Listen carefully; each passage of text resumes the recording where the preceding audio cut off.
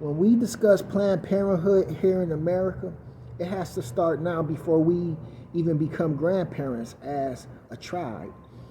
And so this means teaching our young boys as men to practice safe sex, but also being more assertive with our daughters when it comes to birth control, what kind of birth control, and the right time to implement these measures. And we know here in America, abortion is the number one cause of death of indigenous people in the country, with Africans and African Americans consisting of 65% of the nation's abortion rate.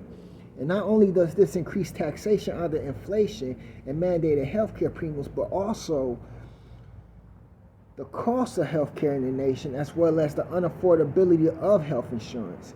And with both state and federal governments continuously under the color of law using statutory mandates which protect commodities, that is, stocks in healthcare and other commodities, rather than we the people, in time, not only will we see a below average with birth expectancy as a nation, but a new capitalistic form of government based on the federal debt, which will constitute a commodity itself within the international stock market illegally as a form of communism.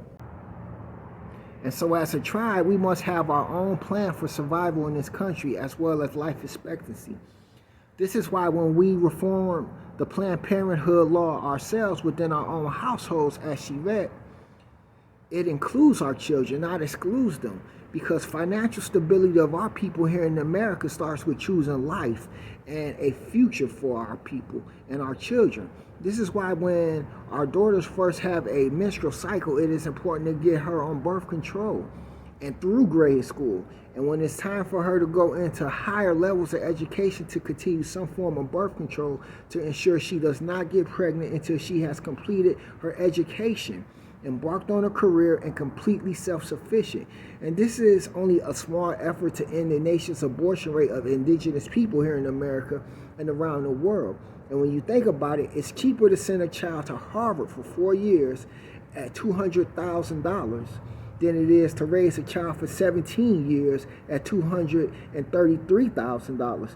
And when you realize America is the only country whose taxes and mandated health care is exceeding and increasing past 70% now, why our abortion rates are so high, as well as the nation's debt.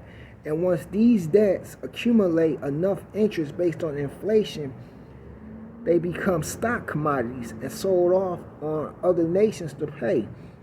And when the government makes these stocks priority interests, you see why and how communism is influencing our democracy.